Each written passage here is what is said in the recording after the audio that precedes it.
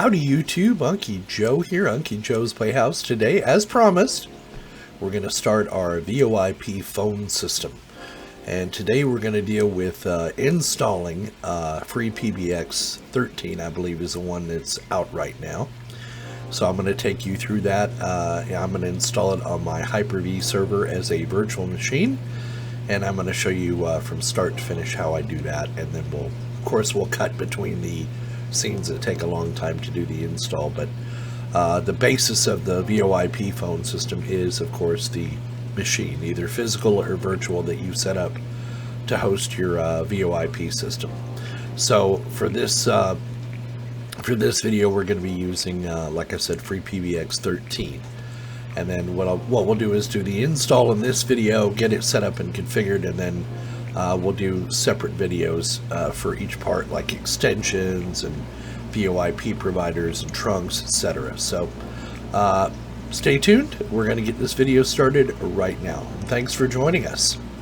Now, the first thing you want to do is head over to the FreePBX website at freepbx.org, and you want to go to their download section, and the one we're interested in is the SNG7-PBX-64-bit-1712-2.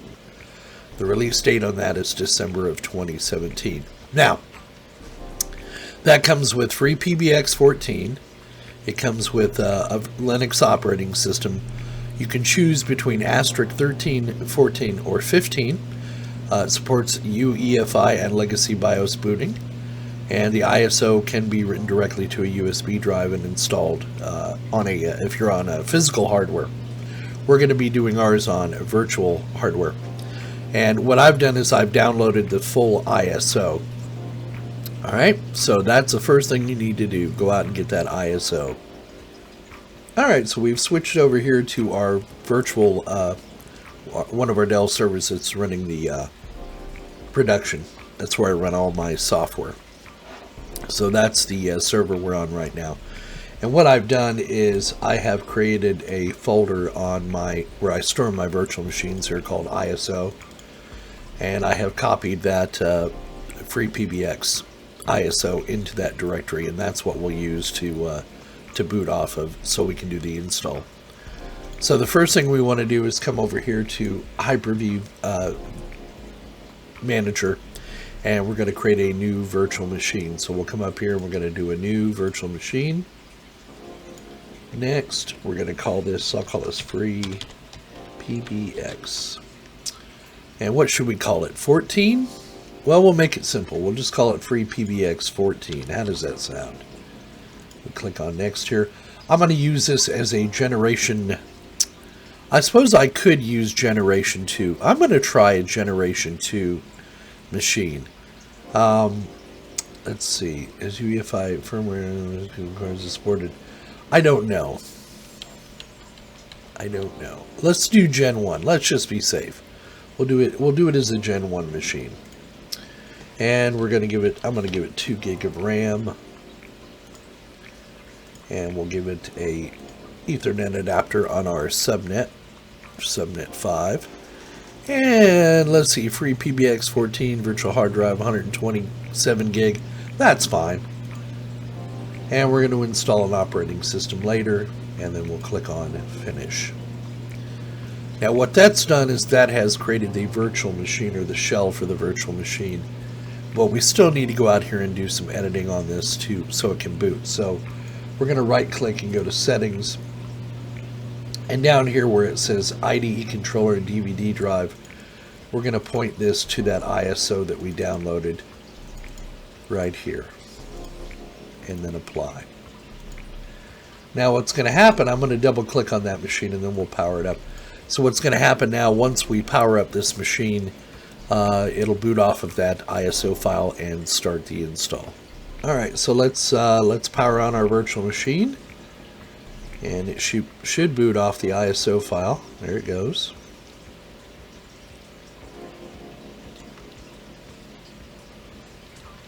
Okay, so we have several options here, so we need to read the screen. So we have our FreePBX 14 install with *13, which is what's recommended. So if you try to use *14 or 15, you may have issues with the install.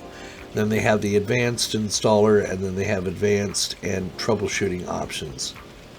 And so I am going to select FreePBX 14 installation with asterisk 13, and I'm going to hit enter, and I'm going to output to VGA because I'm on a virtual machine. And so if we read here, it's going to do an automatic install of asterisk 13 and FreePBX 14. If there were two or more, or if there are more than two identically sized hard drives are detected, a RAID will be created. And I would recommend that if you're going to do that in production, is to have, let's just say, for example, two 500 gig hard drives in there that are identically in size, or identical in size, and then FreePBX will install them as a RAID, as a mirror. So just keep that in mind when you're doing this. But since we're doing it in a virtual machine, it really doesn't matter. So I'm going to hit enter here and let the install start. And I'm going to periodically cut this video as new stuff comes up, but we'll let this run up. We should be able to move our screen here so we can see everything. Now, I like to hard code my IP address into my phone systems. And there's a couple ways you can do this. You can get the MAC address off of this virtual machine and go make a DHCP reservation. Or, when you're installing the software here at this screen, you can go through and you can set your IP address. But if you notice something here, there is no way for me to do that. There doesn't look like there's any way. So if I come back here to root password, we need to set a root password. That's the first thing we need to do. So go ahead and pick your root password. Do not lose it. Make it secure, etc., etc. And even though it says it's weak, I'm going to press done, and you notice down here the password you provided is weak. The password fails a dictionary check. You have to press done twice to confirm it. So we press once and then twice. Now, let me see. Normally you can go back in the configuration and it will allow you to change at least in the previous installation, it would let me go back and change all those networking options. It doesn't look like that's going to be the case in this instance. So then what I need to be aware of is I need to come up here to File, Settings, and I need to come down to my network adapter, and I need to make note of this MAC address right here. And we'll verify this after the install is done, because in order for this to be assigned an IP address, I guess we're going to have to use a DHCP reservation. So just be aware of that. I'm going to go ahead and let the install run, and I'll come back when something that needs our attention is up on the screen. Alright, it appears that the installation is complete. It's telling us it's now successfully installed and ready for you to use it. Go ahead and reboot, start using it. So let's reboot, and let's see what happens. And hopefully this time it'll boot off the hard drive of the virtual machine and not the CD-ROM drive. We shall see. Nothing like doing it live. Nope. We need to go down and tell it to boot from the local hard drive. But before I do that, I'm going to come up here to Media, and I'm going to eject. And then I'm going to reset. So I've ejected the CD-ROM drive, the ISO file, and now I'm just booting off the internal hard drive. Now I will prepare you, even though FreePBX is free, they embed a lot of advertising. Even in the installer, there was an inordinate amount of advertising for Sangoma. How much longer is FreePBX going to be free? I don't know. I don't know. Companies, these open source companies, are getting bought out left and right, and what they tend to do is leave you a free version with limited functionality, and then the pay version has all the bells and whistles. But we'll see. I haven't played with FreePBX 14, so this is going to be new to me as well to you. I'm going to go ahead and log in as root with that root password we created earlier, just to make sure that this thing will come up, and it does. And if you notice right now, here's the MAC address. You need to make note of that if you're going to if you're going to reserve a IP address for your FreePBX system like I'm going to do, I'm going to set it at IP address 5.101. So I need to make a note of this MAC address, write it down, and then I need to go into my DHCP server and set a reservation. So we'll do that next. So make sure you make a note of your MAC address. Alright, so I'm going to go ahead and connect to my domain controller so I can make those changes. I might as well take you along with me. And remember, this is my Windows Server 2016 domain controller. Let me bring that over here. And of course there's a bunch of updates that need to be done, but I'm not going to worry myself with those right now. I am going to come into the DHCP manager here. I'm going to expand that. Alright, so what I want to do is I want to reserve 101 for my IP address. So I'm going to come over here to reservations and I'm going to do a new one. I'm just going to call it FreePBX 14. Now this will change once the machine registers itself, and I'm going to use IP address of 101. I'm going to enter my MAC address.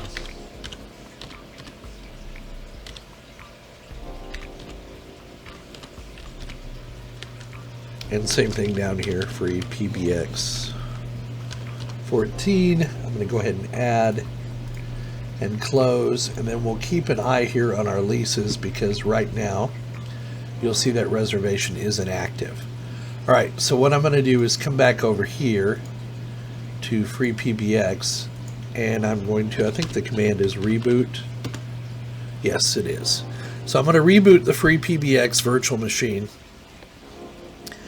and it should get an IP address of 101 when it comes back up. So we'll stick with this and watch it reboot. And of course, you got to have a drink of coffee while you're waiting.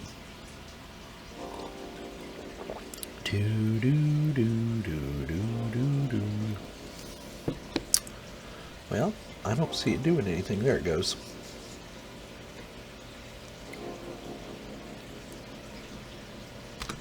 Go ahead and hit the enter key there, let it come up. You know, as I've been doing these videos, I've been starting to wear headphones as I edit them. And I'm hard of hearing. I'm an older guy. My ears are getting old. But when I have those headphones on, man, I can really hear the background noise that y'all hear. And I have to apologize for that.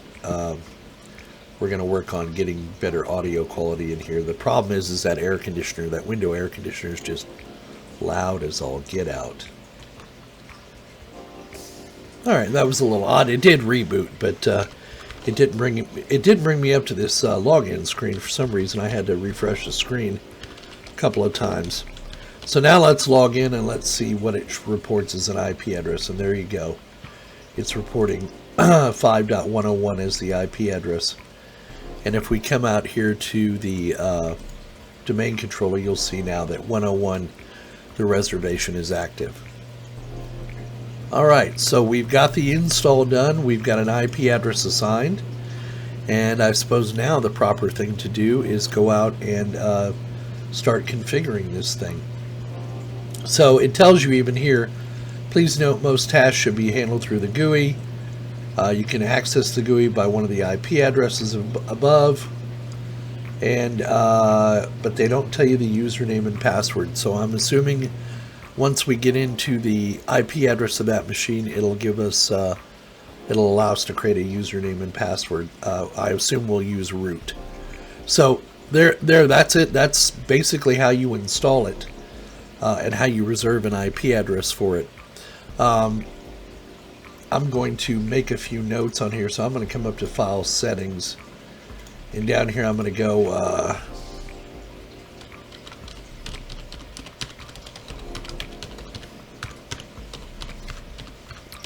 just so I have a little mental reminder that it's at 5.101. I'll go ahead and apply that. And now I can in theory log out here because I don't need this. I won't be needing to do anything else here. So I'm going to go ahead and log out. And then I'm just going to close this window and let the virtual machine run in the background. Alright, so now we have the machine up and running. Now we need to go through the initial configuration. So I'm going to use Adama like I always do for my username. my super secret password, and then my email address.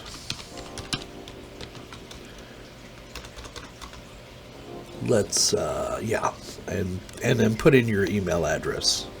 And editor, cut this out. And we'll go ahead and choose create an account. Okay. And then we should be able to come into either one of these: operator panel, get support, user control panel. What we're interested in is FreePBX administration. So let's verify that our username worked.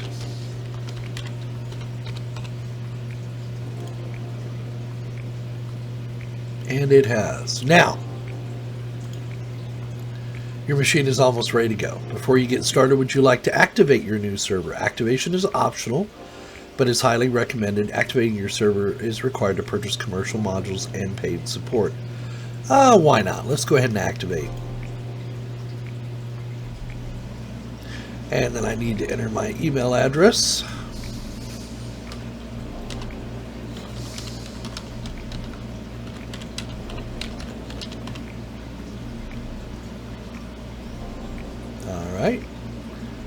This is the name you prefer to be referred to. If we ever need to contact you, we will use this name. Okay.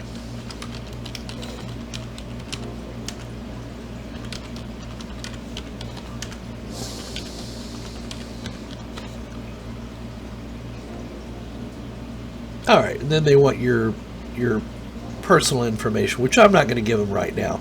I don't see any need for you to do that. Registering it should be good enough, so I'm going to go ahead and tell it create. Okay, and then a location name. You should now enter a location name for this machine. This will be displayed, so we'll call this MCS. And I'm going to go ahead and activate.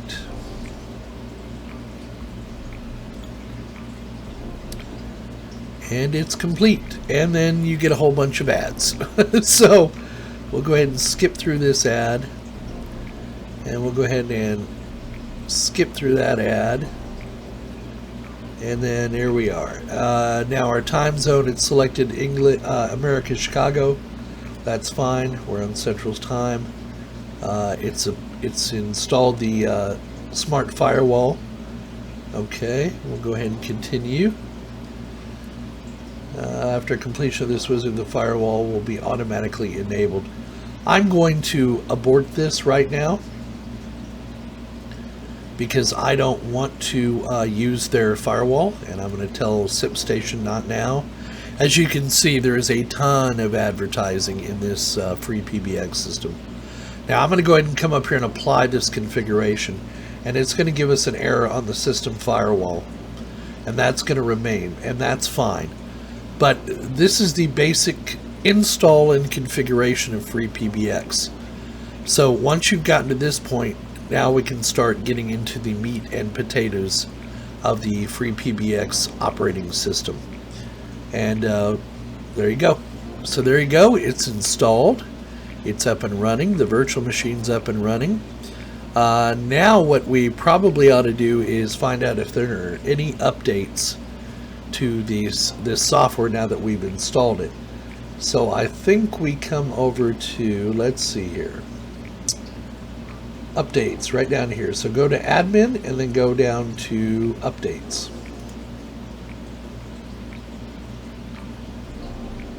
Okay, and this tells us our current PBX version, current system version, the number of modules, etc. So if we go here to system updates, it says it's never checked, unknown, they haven't run since last reboot. So let's check online. Working.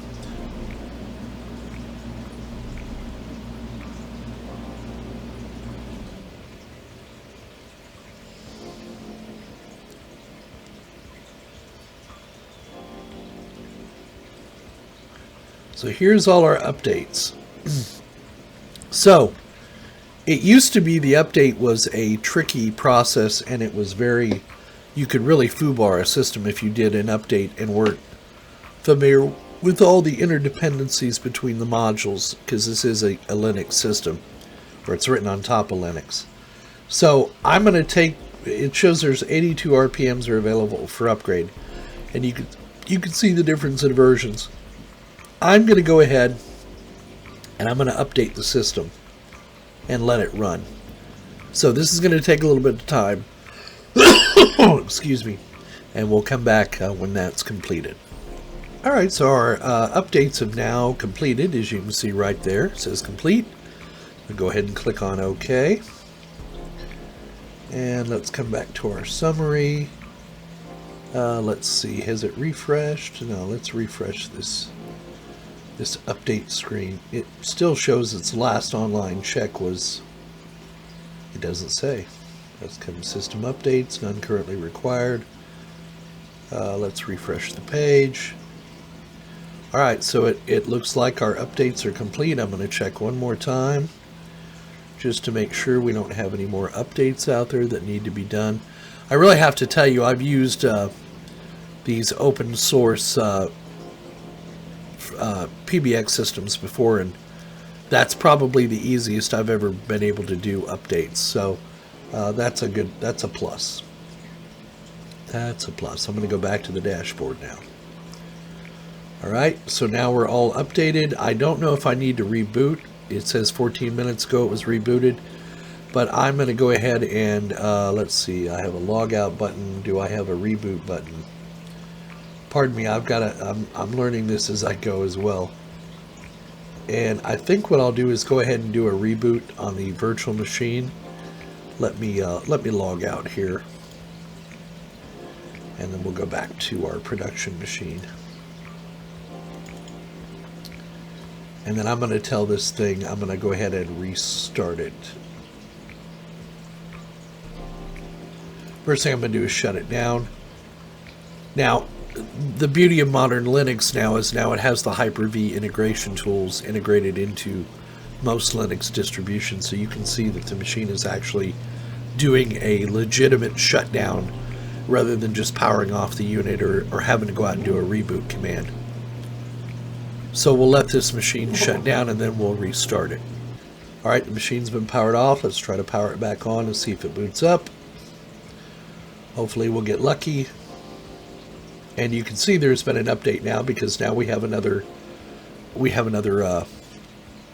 Linux kernel to load from. I believe they're using CentOS 7, I believe, is what they're using as the base. Okay, so we're now at the login screen. Go ahead and shut that off, and then we'll come back to FreePBX and see if we can log in again.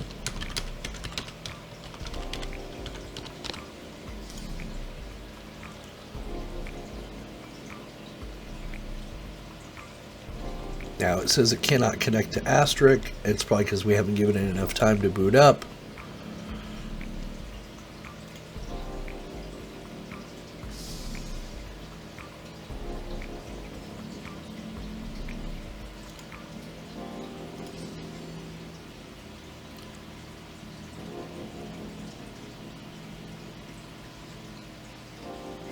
Okay, it still shows Asterisk is down.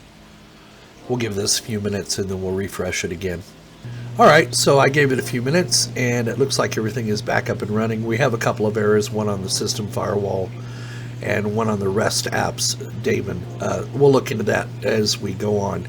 But there we go. So we have created a virtual machine. We've installed FreePBX 14. We've done the updates. We've got it up and running. And there it is. That's the basic installation.